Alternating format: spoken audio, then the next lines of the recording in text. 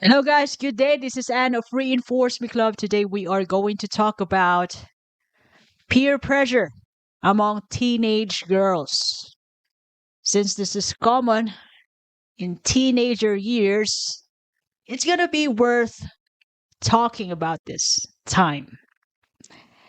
Now, what is peer pressure? It actually starts even younger than teenager, around 8 to 9 years old, best friends, good girl, good boy, years. So peer pressure is another way of saying when you feel like you have to do something because your friends are doing it. That is peer pressure. Because you want to feel accepted and valued. Most of the time, this seemed to be really irresistible.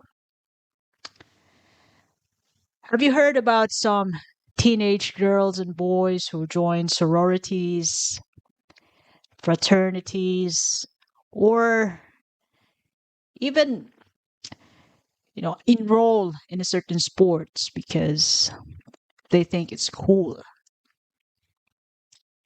So that's peer pressure. Not because you want to do it by choice. It's because it sounds cool, it looks cool. You want validation from the people around because you want to be recognized. Everybody wants that. That's part of our needs as a human. Love and belonging needs. Now we got four types of peer pressure.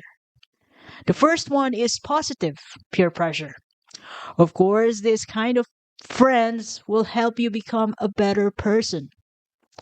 Friends or classmates or family members, any people you hang out with, people you make time with. So they also cause you peer pressure directly or indirectly, positive or negatively.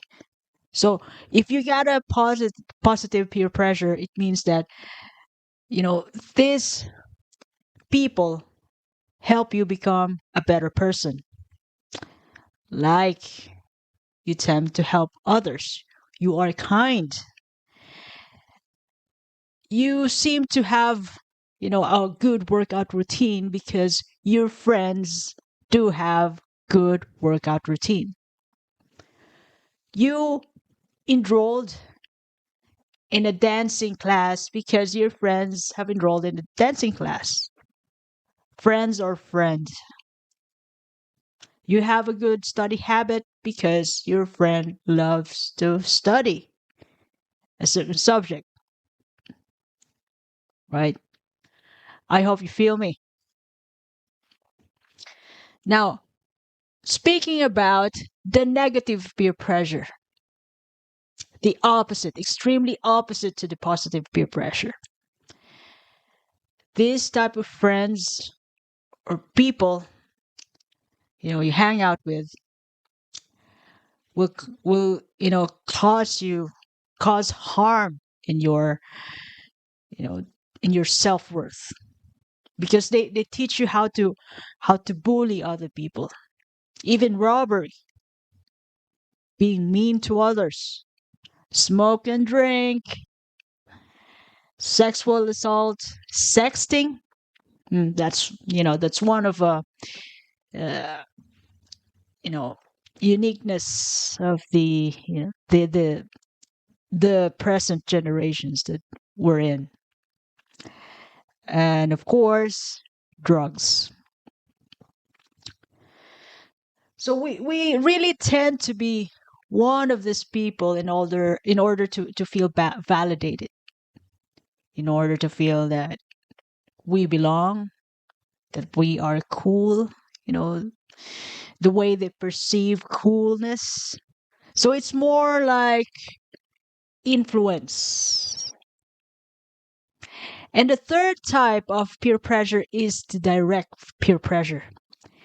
It happens when someone verbally asks you to do something, like skip in the class because you're going for a trip. You're going to drink somewhere else. Cheat on the test. Somebody just handed you an answer sheet instead of answering the questions on the test yourself. Somebody handed you a stick, because one cigarette wouldn't kill. Somebody handed you a drink because, you know, you might want to give it a try because your friends are drinking. You might want to be one of them. So, direct peer pressure gets you on a situation wherein you have to make an on the spot decision to say yes or no to their requests. Lastly, we have indirect peer pressure. So, indirect peer pressure is somewhat like, for example, gossip girls. So, somebody's, you heard some gossip somewhere else about you. It may not be true, but you got affected a lot. It hurt your feelings. You change yourself. You're not confident enough to really, look at the people around because, you know, other people wants to destroy you and they gossip about, wrong things about you, which aren't true. It affected you. That's indirect peer pressure. And the common ones, popular kids do drink and smoke. You might also want to try drinking because they're cool kids in the school. So you might want to have a drink too. Want to give a try, not because you really want it, but that's how the entire campus perceived cool kids. You want to fit in, you want to conform, you want to be one of the cool kids that, other people perceive to be, which is, you know, not be true. Now, what's the good and bad about peer pressure? Actually, peer pressure is bad if if if it influenced you about bullying, bullying behaviors, bullying other people instead of protecting them, fighting for them, loving them. If the people you hang out with tend to push you into drinking and smoking, which is not good for your health, or of course drugs, and it gets you into feeling of, you know negative body image because you don't you don't really look cool at all when you compare yourself to other people. Peer pressure becomes bad if it cause harm to your value as a human. The way you think, the way you feel, if it doesn't make you feel good, if it doesn't help you grow, that is a bad influence. That's a bad peer pressure. Now, why is it harmful? Of course, it gives you low self-esteem, low confidence, poor academic performance, depression, anxiety. And those bad friends, I'm not really a judgmental person, but there there are really people wherein you can say that it's wrong. I mean, bad when it's against your values, against the values of the society, against all the good values in general. Those are bad people. Not being too judgmental, but if those friends will distance you from your family and good friends, that's not good for you. Those people aren't good for you. And how does peer pressure turns out to be beneficial? All right. Well, good, if you have a positive, shall I say, peer pressure, it gives you a sense of belongingness and support, even though you have different likes, different perspectives. You still support each other.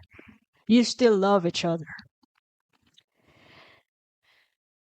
And having positive peer pressure will boost your confidence. It will not consume you, it won't eat up your confidence. And it helps you, these people helps you practice positive hobbies and interests. Well, it could be workout, dancing, singing, entrepreneurship, something like these people will make you not give up on your dreams. They help you they help you grow in the most part. And what is the message of negative peer pressure? Let's focus on that because it's not really helping in general. It's crushing you. It's crushing your self-esteem. So what is the main message of negative peer pressure? Basically, it tells you to set boundaries, to learn to say no. Not for me. Setting boundaries also make you move away from the situation if it's not good for you, if it's against your values. And negative peer pressure also pushes you to get support and talk to the people you trust, especially to your family. If you don't have a trusted family, well, you could go to your friends or counselor or teacher, anyone who who's looking after you, who wants the best for you. Be true to yourself. This is another message from the negative peer pressure. Be true to yourself. If it's against your values, if it's against what you stand for, then go. Accept and get to know your imperfections and weaknesses. Invest more on your strengths, especially on your talents like dancing, singing, sports, being an athlete, entrepreneur, so that in the long run, you're going to be a superstar in the field that you focus on. No faking, no pretending. Do what you love and enjoy. In the most part, this negative peer pressure entails that you have to remind yourself that real friends will respect you and support you even if you have different likes, different perspectives in life, different hobbies. Friends will take you as you are. So this is Anne once again from Reinforce Me Club telling you, you never lose, you either win or learn. Have a lovely day ahead. Thanks for your time.